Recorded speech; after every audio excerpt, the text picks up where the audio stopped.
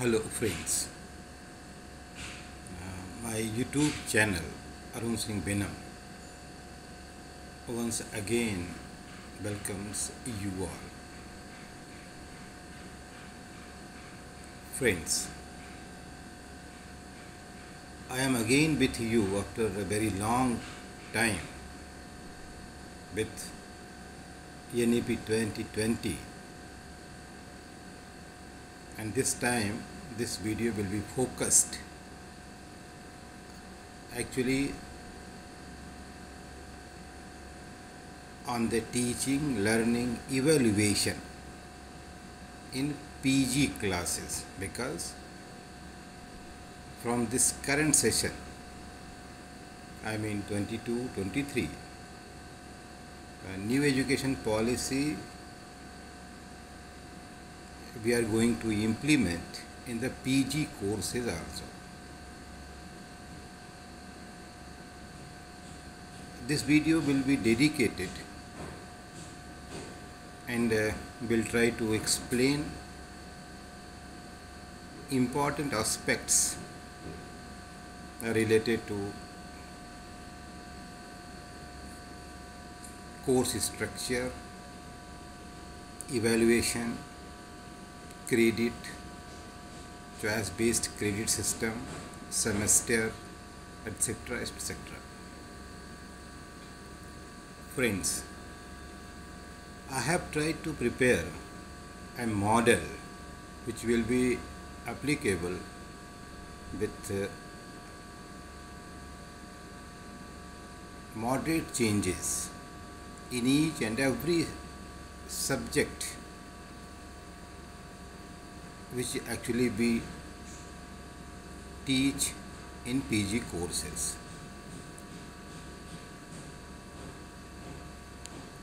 This structure is specially designed for the Veer Bahadur Singh Purvanchal University, Jaunpur. An idea I have borrowed from so many universities where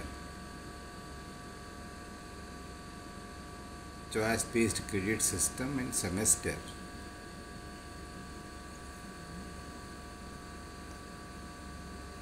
are already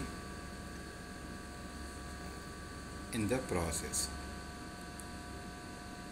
मित्रों, अगर आप नई शिक्षा नीति पर विचार करें तो आप ये ज़रूर पाएंगे कि नई शिक्षा नीति की जो नियति है वह बिल्कुल साफ है, वह क्वालिटी को समर्पित है, निश्चित रूप से वह एक्सेलेंस को समर्पित है, निश्चित रूप से वह स्टूडेंट फ्रेंडली है, निश्चित रूप से वह इको फ्रेंडली है। हाँ, कुछ हो सकता है कि प्रॉब्लम्स होंगी, और जब हम उसे इम्प्लीमेंट कर चुके हैं तो अब मुझे लगता है कि मुझे उसकी कमियों पर भी ध्यान देने की आवश्यकता नहीं है। हमें प्रयास सिर्फ और सिर्फ यह करने का है कि हम कैसे इसको बेहतर ढंग से इम्प्लीमेंट कर सकते हैं, अपने सीमित संसाधनों के द्वारा इसके निर्धारित उद्देश्य को कैसे हम अधिक से अधिक प्राप्त कर सकते हैं। हमारे सामने निश्चित रूप से चैलेंजेज हैं, चैलेंजेज इतने कठिन भी हैं कि हम अपने जो निर्धारित लक्ष्य हैं उनको शायद प्राप्त करने में उस सीमा तक सफल ना हो पाएँ जिस सीमा तक हमारी नई शिक्षा नीति उम्मीद करती है।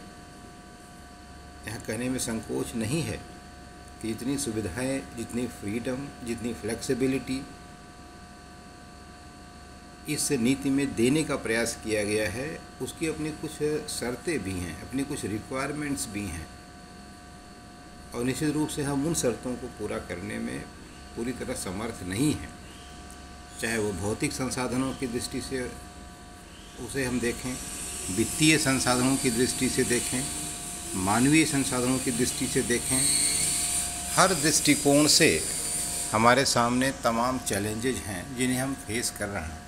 इसके बावजूद हम इसको बेहतर ढंग से लागू करने, इसके उद्देश्यों को अधिक से अधिक प्राप्त करने या इससे जुड़ी समस्याओं को बुद्धिमत्तापूर्वक हल करने का पूरा प्रयास अवश्य करेंगे। जहाँ तक स्ट्रक्चर की बात है तो हम इसको अभी तक यूजी लेवल पर एनईपी का जो स्ट्रक्चर हमने बना रखा है, कमोबेश हमने उसी मॉडल पर पीजी के स्ट्रक्चर को भी फ्रेम करने का प्रयास किया है। आप अपने विश्वविद्यालय की ज़रूरत के आधार पर, अपने पाठ्यक्रम की ज़रूरत के आधार पर, आप अपनी बोर्ड ऑफ स्टडीज़ और एकेडमिक काउंसिल की राय से इसमें आवश्यकता अनुसार संशोधन करके इसके अनुसार आप नई शिक्षा नीति को पीजी क्लासेस में लागू कर सकते हैं।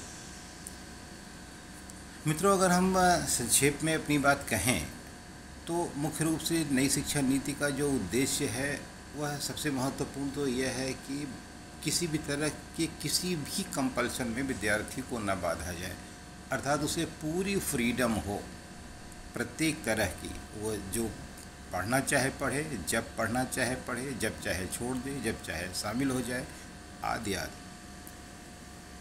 इसलिए यह नई शिक्षा नीति में बार बार कहा गया कि प्रयास यह होना चाहिए कि कंपलसरी जैसा कुछ ना हो, सब कुछ वैकल्पिक हो, यानी बहुत सारे ऑप्शंस हों।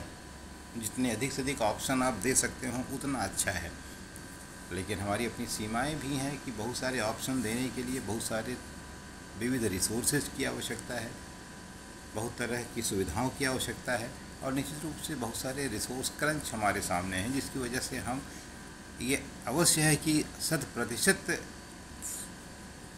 विकल्प नहीं दे सकते, लेकिन प्रयास हमें यह करने की आवश्यकता है कि हम अधिक से अधिक विकल्प बच्चों को प्रदान कर सकें, अर्थात वैकल्पिक प्रश्न पत्र अधिक से अधिक हों तो अच्छी बात है। लेकिन सुविधाओं, संसाधनों, विगत अनुभवों आदि के आधार पर मैंने एक स्ट्रक्चर क्रिएट करने का प्रयास किया है, जिसमें नई शिक्षा नीति की मंशा के अनुरूप ही इस स्ट्रक्चर को बनाया गया है। थोड़ी सी बात अपनी हम फैक्ट के आधार पर शुरू करते हैं कि EMA courses of study will be of 2 years durations and it will be divided into 4 semesters, each of 6 months duration. During these 4 semesters, the students will study the following 18 papers and undertake 2 project works. Each paper shall be of 100 marks. 25 marks shall be awarded through internal assessment. ठीक UG की तरह, जैसे UG में हम लोग 25 number का internal assessment करते हैं और 75 नंबर का एग्ज़ाम यूनिवर्सिटी कराती है, तो यहाँ भी ये बेहतर है कि यदि हम 25% इंटरनल असेसमेंट करें और 75% के लिए एग्ज़ाम यूनिवर्सिटी कराए, और उसका स्ट्रक्चर वही हो कि अटेंडेंस पर 5 नंबर, असाइनमेंट पर 5 नंबर और इंटरनल इवैल्यूएशन पर 15 number. 1 major subject will be chosen by the student. जैसा हम अभी भी जानते हैं कि हम ट्रेडिशनल सिस्टम में भी अगर PMA करते हैं तो एक ही विषय से करते हैं, तो यहाँ भी मेजर एक ही विषय होगा। हाँ, लेकिन यहाँ क्या है कि 1 minor subject from other faculty will be opted by the student in either first semester और in the second semester of the first year. लेकिन यहाँ क्या है कि पहले साल में यह कहा गया है कि प्रत्येक विद्यार्थी एक माइनर सब्जेक्ट भी पढ़ेगा और वह माइनर सब्जेक्ट दूसरी फैकल्टी का होगा, लेकिन पहले साल ही पढ़ना है, 1 साल पढ़ना है केवल।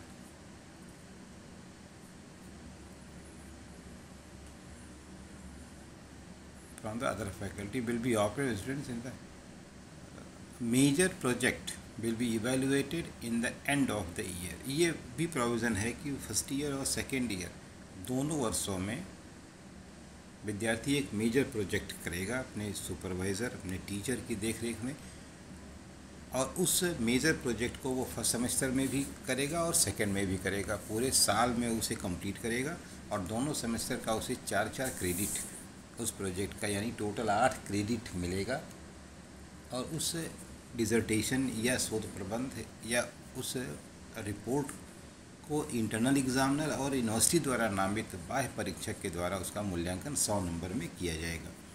यह भी बात स्पष्ट की गई नई शिक्षा नीति में कि यदि कोई विद्यार्थी अपने शोध प्रबंध से कोई यूजीसी केयर लिस्टेड जर्नल में पेपर छाप देता है तो उसे 25 नंबर एडिशनल दिया जा सकता है, लेकिन शर्त यह है कि टोटल 100 के को क्रॉस नहीं करेगा, 100 के अंदर ही रहेगा।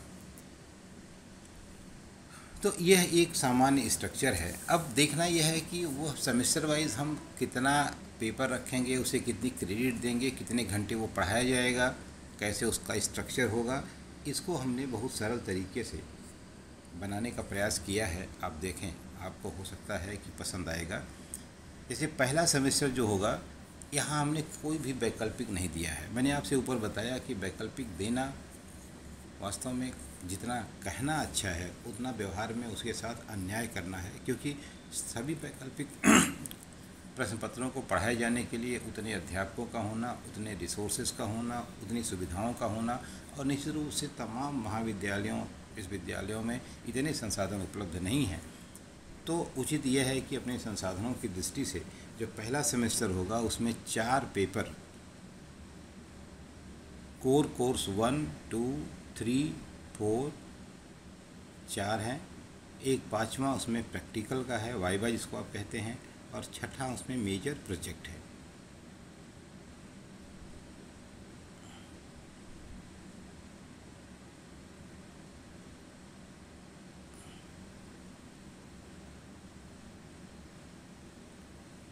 तो इस तरह से जो है, तो यह आप देखें तो ये 4 कोर्स हो गया, एक वाइवा हो गया 5 और एक मेजर प्रोजेक्ट हो गया 6। सबके कोड हैं। फर्स्ट सेमेस्टर में 101 से शुरू करिए, 101, 102, 103, 104। बेहतर है अगर आप और इस स्पेसिफिक करना चाहते हैं तो जैसे इकोनॉमिक्स का अगर कोड आप बना रहे हैं तो ECO 101, ECO 102 कर सकते हैं। हिस्ट्री का बना रहे हैं तो H 101, 102 कर सकते हैं। इस तरह से ये पेपर कोर्स के नाम आप हर paper first, second, third, fourth, fifth, sixth जो डाला गया है ये मेजर प्रोजेक्ट ये कंटिन्यू करेगा सेकेंड सेमेस्टर में भी,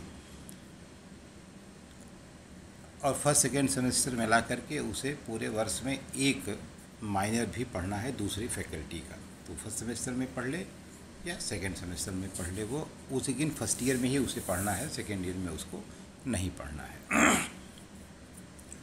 तो इस तरह से पेपर्स के नाम हो गए और सबके 4 क्रेडिट हैं टोटल। चूँकि 4 क्रेडिट का मतलब ये हो गया, ये बात आपको यहाँ समझ आने की ज़रूरत है कि क्रेडिट का मतलब होता है importance, weightage which actually you assign to a particular paper. 4 credit का मतलब है कि सप्ताह में 4 दिन यानी 4 घंटे की क्लास पढ़ाई जाएगी। 6 क्रेडिट का मतलब है कि पूरे 6 दिन 6 घंटे पढ़ाई जाएगी। और इस तरह से एक सेमेस्टर चूँकि 15 सप्ताह का होता है तो, और एक सप्ताह में 4 पीरियड पढ़ाया जाएगा, तो 15 सप्ताह में 15 चौका 60 पीरियड, यानी कुछ 60 घंटे उसको अलाट किए गए पढ़ाने के लिए। तो इस तरह से हम अपने कोर्स, अब यहाँ हम अपने आवश्यकता के अनुसार, अपनी हम सब्जेक्ट की डिमांड के अनुसार लोकल नॉलेज को इम्पोर्टेंस देते हुए हम अपने पेपर्स के नाम लिख सकते हैं। और इस तरह से आपका जो फर्स्ट सेमेस्टर और फर्स्ट सेमेस्टर का जो स्ट्रक्चर है वह तैयार हो जाएगा। इसी तरह सेकेंड सेमेस्टर में भी आप देखें तो सेकेंड सेमेस्टर यानी पहले साल आप देख रहे हैं कि कोई भी विकल्प नहीं दिया गया। पहले साल केवल और केवल कंपलसरी पेपर ही रखे गए और उनका 4 क्रेडिट 60 घंटे का। और जो प्रोजेक्ट रिपोर्ट होगी वो सेकेंड सेमेस्टर के एंड में सबमिट की जाएगी। जैसा मैंने आपसे ऊपर बताया कि उसका मूल्यांकन इंटरनल एग्जामिनर और एक्सटर्नल के द्वारा किया जाएगा और 100 नंबर में होगा, उसका 8 क्रेडिट दिया जाएगा। इस तरह अगर आप जोड़ें तो आप देखेंगे कि कुल मिनिमम 52 क्रेडिट होता है जो पहले वर्ष में एक विद्यार्थी को प्राप्त करना होगा। उसे MA फर्स्ट ईयर कह सकते हैं आप, पास करने के लिए। अगर वो पहले ही साल पास कर लेता है तो आप जानते हैं कि उसे शोध सहित स्नातक की उपाधि प्राप्त हो जाती है।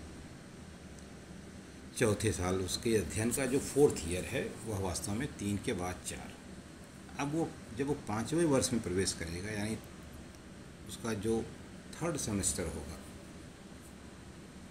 पीजी का, यहाँ अब आप देखें यहाँ विकल्प दिया गया कि थर्ड सेमेस्टर और फोर्थ सेमेस्टर में यहाँ 2 पेपर कंपलसरी किए गए, कोर कोर्स हैं। पेपर 1 एंड पेपर 2 तो कंपलसरी है, लेकिन थर्ड और फोर्थ पेपर थर्ड सेमेस्टर का जो है आप देखें, लेकिन इसके बाद के जो पेपर हैं आप देखें तो उसमें 3 ऑप्शनल पेपर दिए गए हैं कि उनमें से कोई एक पेपर वो चुन सकता है। यानी यहाँ विकल्प आपको ज़्यादा हो गया है। तो फोर्थ सेमेस्टर, थर्ड सेमेस्टर, इन सब में आप 2 कंपलसरी हैं, बाकी 2 के ऑप्शनल पेपर्स रखे गए हैं, उनमें से आप कोई भी पेपर ले सकते हैं। और इस बार जो आपका थर्ड और फोर्थ सेमेस्टर होगा उसमें माइनर आपको नहीं पढ़ना है, इसलिए टोटल यहाँ जो minimum credit you have to score that will be 48। यह 52 नहीं होगा, 48 होगा, क्योंकि आपका ये 4 क्रेडिट उसमें माइनर वाला घट गया। इस तरह से अगर आप देखें तो बहुत ही सरलतापूर्वक आप अपना स्ट्रक्चर फ्रेम कर सकते हैं और अपने पेपर का नाम, उसका सिलेबस क्या होगा, उसके लिए रेफरेंस बुक्स क्या होंगी, ये आप अपनी रिक्वायरमेंट के हिसाब से इसमें ऐड कर सकते हैं। हाँ, मंशा लेकिन यह है कि जितनी अधिक से अधिक फ्लेक्सिबिलिटी हम बच्चों को दे सकें और प्रोजेक्ट में जितना अधिक उनको हम इंडस्ट्री से, फील्ड वर्क से, सर्वे से जितना हम जोड़ सकें, उतनी ही इस नई शिक्षा नीति की सार्थकता होगी। इस उम्मीद के साथ कि नई शिक्षा नीति स्नातकोत्तर कक्षाओं में निश्चित रूप से उपयोगी और फलदायी होगी, इस आशा और विश्वास के साथ मैं अपनी बात समाप्त करता हूँ। Thank you.